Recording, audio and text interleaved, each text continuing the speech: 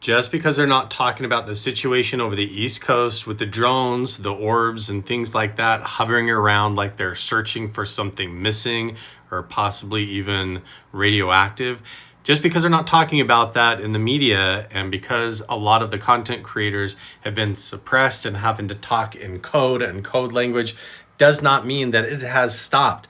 This is one of the mayors of New Jersey speaking out about it. Now, I know a lot of people are like, mayor of New Jersey? New Jersey doesn't have a mayor. Okay, every township has its own mayor, and these mayors that are affected by these no-fly zones where the drones are banned and stuff like that over the East Coast and over these critical infrastructures, these mayors are sitting in and attending these meetings where they're being told what's going on, where the FBI and these other three-letter agencies and Homeland Security are informing the mayors of the townships. And then these guys are all going on TikTok right as they're coming out of the meetings and talking about it. And Mayor Michael Mellem, he is going on to his own TikTok and going on the media and basically saying that they're admitting that these drones are still active. They're the size of vehicles. People are still seeing them. They're not reporting it very much in the news anymore,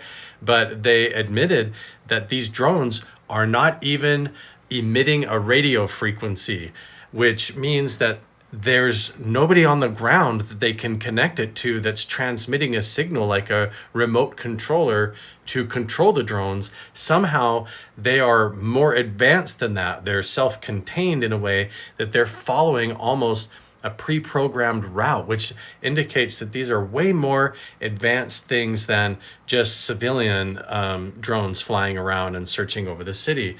If they're not emitting a radio frequency, then that means they're advanced and have some sort of autonomy to operate on their own and think for themselves without having a pilot on the ground driving them around, which would indicate that they're either our advanced secret technology doing something, searching for something, or it's something from a foreign adversary that's also very advanced that we are not able to track or catch the radio frequencies, which even President Trump says that's ridiculous. We already know what they are. So it's probably our stuff, or it is something exotic, strange, that we can't explain, and the government doesn't know how to handle it. If it's a rogue artificial intelligence that, like, the genie has gotten out of the box or something like that and is flying drones around like some Terminator situation, or if it's actually our government secret technology and they're still playing dumb and they're still buying time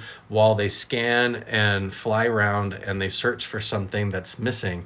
And maybe the whole story about the pen being too small and whatever was in the shipping container, maybe we don't know the whole story and there's something that is maybe radioactive still on the loose that they're concerned about and they're just buying time. Ryan Hurd is also a mayor, and he flat out comes right out of the meetings and says the government is lying about the drones and the orbs. You gotta go follow Mayor Ryan Hurd. He's sitting in all these meetings. He's coming right out of the meetings and being like, look guys, the government is lying.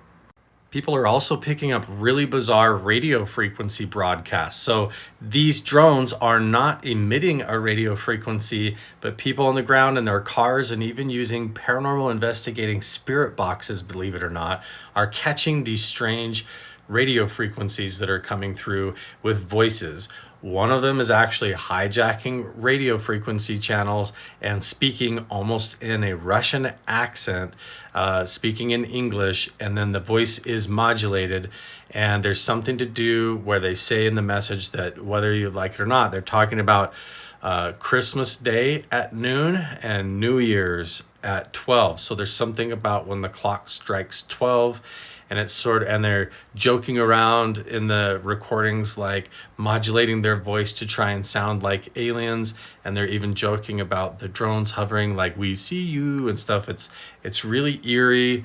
So I don't know if those are real or not, but that's another weird thing that's happening to people. I just wanted to hop on here and remind everybody that this is still happening. People are still seeing stuff up in the sky and are very concerned.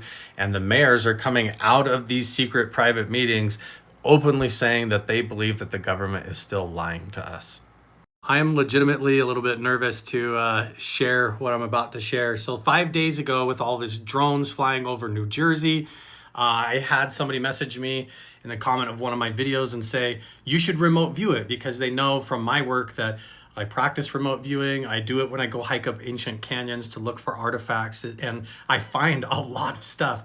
And I work with colleagues that came out of the Stanford Research Institute remote viewing program. The actual founder of remote viewing that started all of that, his name is Hal Puthoff, and he trained and worked with physicist and engineer Dr. Jim Segala, who is a colleague of mine that I talk to almost every day, and we work on this kind of stuff. So I'm also friends with Daz Smith and Paul Smith, that came out of the Stargate program and Project Grill Flame. Daz didn't work in those programs, but Paul did, and Paul actually lives about 30 minutes away from me here in my hometown. And Daz Smith is a professional remote viewer. I trained through his website and kind of utilize his system. So what I'm about to show you is what I remote viewed about the drones 5 days ago. And back then, I was partially responsible, I believe, for spreading the rumors that the drones might be searching for a radiation signal or some lost radiation. And when you see the drawings, I think that you'll realize why I was wondering that and why I was curious about that. But the way that remote viewing works, when you're looking into the future, trying to perceive elements of the future, it's not set. Nothing is fixed yet. It's like you're trying to guess which way the river's going to turn up ahead of you, and it's very nuanced. So there's elements to the things that I drew and that I saw images of in my mind that could be interpreted in a couple of different ways, and I'll let that be up to you. As you watch me do show you the drawings of the remote viewing and things like that, pay attention to what happens inside of your subconscious, or the images that you see that flash into your mind or imagination when you focus in on that. And let's just see what we get to. But okay, so here are the drawings. Sorry that they're scribbles. They're literally like free associations where you're going into like a altered state of consciousness and doing drawings, and at the same time you're receiving these images from the ether or from the beyond. And so you can kind of see I'm trying to go into the past and the future and all that. But here we go. A lot of people have been wanting to see my drawings on this. Let's go. I'm going to go ahead and just show you the remote viewing. Don't mind my coffee stains. I drink coffee in here all day. So what I do is I start with these random number sets, and then I sort of go into a fugue state, and the numbers trail off into these sort of little glyphs or whatever. And the glyphs turn into different things. And as these crazy squiggle lines happen, like during automatic writing, there's these impressions that pop in almost like flashcards, or these images like a flash in a dream or a memory of another place, or sometimes a texture or a feeling or an emotion or even a taste or things like that. So I'm squiggling off here. It's 17298. It goes over here like this, and then it's clearly going up into like structures, right? And then as I'm keep doing this, it's going into structures, but there's also people. Like these are obviously, to me, I'm starting to do what they call analytical overlay, which is that I'm seeing people, a crowd of people in buildings or high-rise buildings. So as I'm dropping off the numbers, I get down to just using the 8, and I'm really in the mode. I'm going up, and this is like I'm in a big city, and these little squiggle lines to me feel like crowds of people in the big city. So it's like, to me, these are high-rise buildings, and I'm not going to assume where this is at or what's going on. So we just keep going. Sometimes I go back to the full numbers. Sometimes I drop them and just do the 298 and go for it. And usually at the beginning, it just comes out like crazy squiggles. But to me right now, I write down these little, what they call analytical overlays, which are these are my guesses of what I think I'm experiencing. And a lot of times they can be very wrong, and they're just total like throwing a dart at the board. Let's see, this is what I'm assuming I'm seeing just based on squiggles. So this is I'm seeing a big city with a crowd of people. And then all of a sudden I get this is the city, and this crowd of people suddenly goes up, and the people that were on the ground. I'm questioning this because now it's like the people that were on the ground are now in the sky, and I write down crowd, wind, and energy. So you can make of what you want, what that looks like to you, but to me it's like a big city, and then it was like boom, like energy. So we flip the page, we keep going. I zoom in, I try to get an idea of the buildings, and it's like, again, the city with people, this foom, the people go from being on the ground to up in the sky. Here's the city. I try to go in like more detail. I want to see more detail. And I literally start analytical overlaying, like I'm in Lord of the Rings now. And there's this high-rise tower with this big circle like an eye. Everyone's looking at this eye, and it's looking back down at them. And there's this big tower with this circle, and I feel like there's this eye. I keep drawing it like this, and I even wrote my analytical overlay. Eye of Sauron, the tower's watching, a tall, big city. And then it kind of occurs to me, I have a big jump in my analytical overlay, which is, I think, is this the New Year's celebration? And am I seeing the clock drop? You know, the clock is dropping at New Year's. So then I jump back to this, and then I really go for it, and I see people in the sky, people above, and energy. So there's people here, and then I draw this swirl up, people in the sky. I draw it again, there's the city, and now this is where I start to analytical overlay that could be drones or whatever, you'll see. So here's the buildings, here's these little tick, tick, tick marks like this, and I have no idea what this is. So I'm like, okay, what's going on? This is getting confusing. So I squiggle this out. I try to go back into before all of this is going on. I go into the past, and I start doing these squiggles again. And now I'm getting what looks like what I would call the drone activity over New Jersey if I was really going to jump to conclusions. But see, they do look like eyes. And I write down eyes looking, smelling, scanning. And to me, they look like they were like drones, and they're definitely scanning, but I did draw a circle around this. They also definitely look like eyes, and I guess they could be like plasma forms, or they still could be UFOs, if you want to go to that.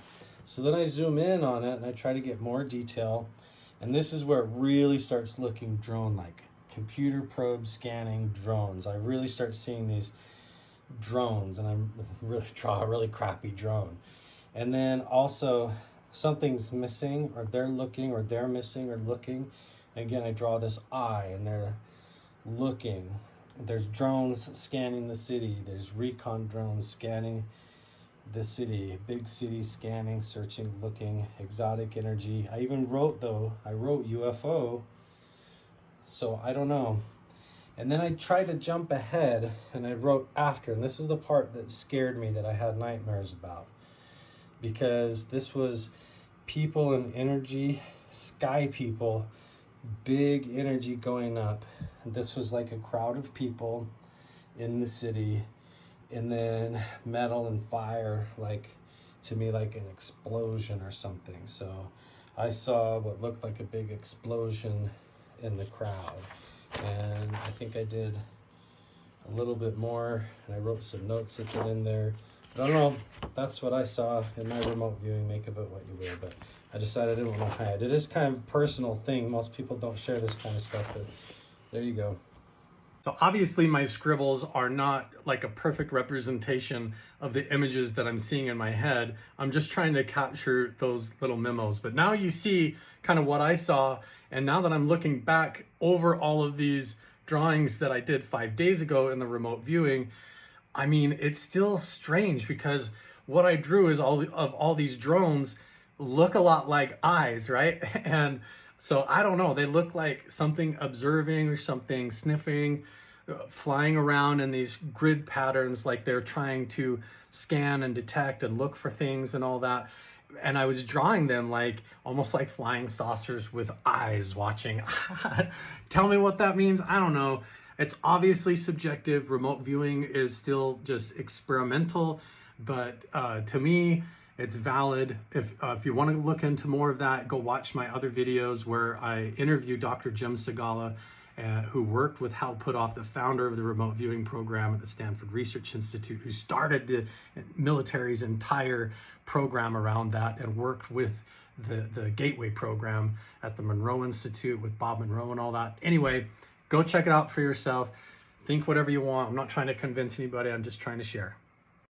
Over a week ago, I did a remote viewing about a particular situation where there are things hovering and flying in the sky over a city on the East Coast. Everybody knows what I'm talking about, but obviously videos are getting demonetized, videos are getting taken down off of this app, like we're not allowed to really talk about it, and this information is kind of getting suppressed. So I have to skirt around using the actual phrases and names, but I think you know the drones that we're talking about.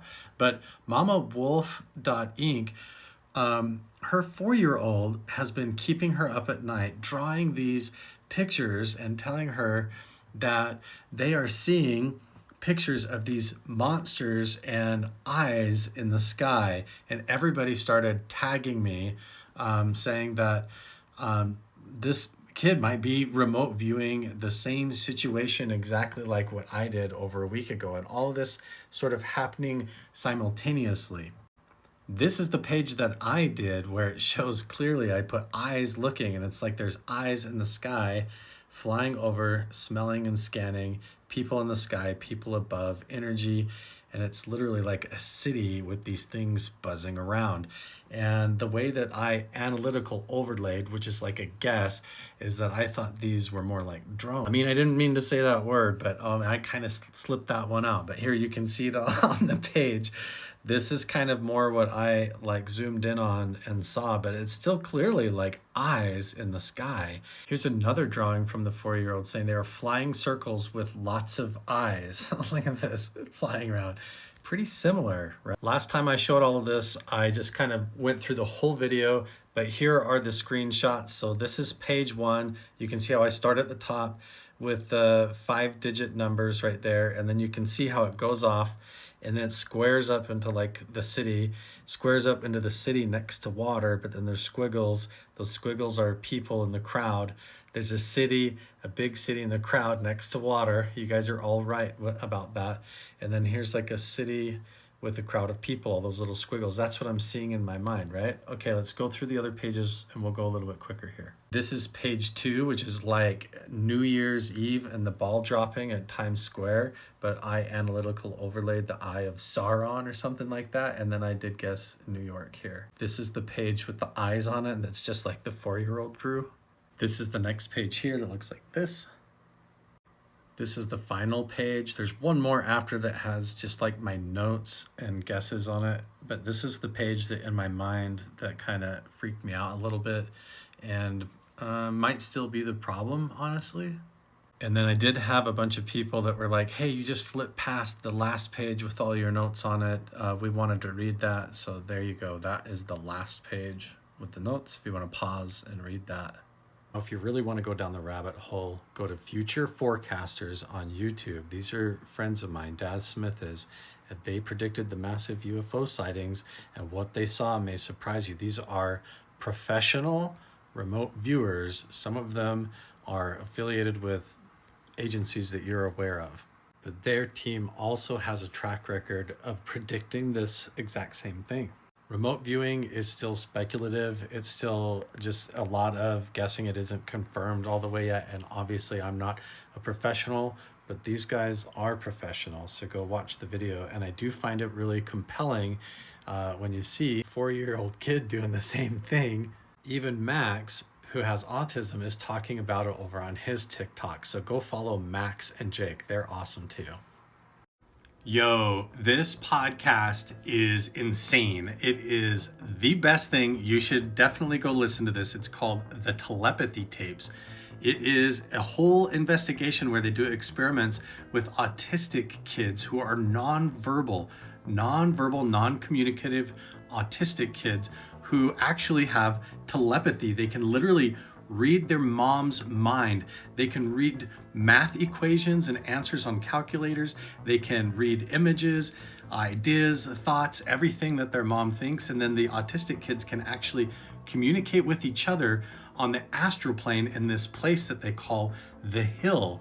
It's like a place of consciousness, collective consciousness, where all these autistic kids who are not even in the same zip code or in the same location, they go to in their mind, and they can communicate in this psychic realm that they call the hill. And this is all being investigated and researched by actual scientists, and they're doing EEGs, they're doing all kinds of brainwave mapping and all kinds of experiments to back it up. And I think this is absolutely fascinating. I am interested in this because I am all fascinated in ufology, extraterrestrial life, other dimensions, this idea of spirit realms and consciousness extending into other dimensions and things like that. And I think this has a lot of implications when it comes to that. When you think of it, if there's other advanced beings or extraterrestrial life out there, maybe they communicate in a similar way, and they're trying to communicate with us in this same kind of way. But if there's one podcast that you listen to today, please turn this one on, the Telepathy tapes. It's awesome.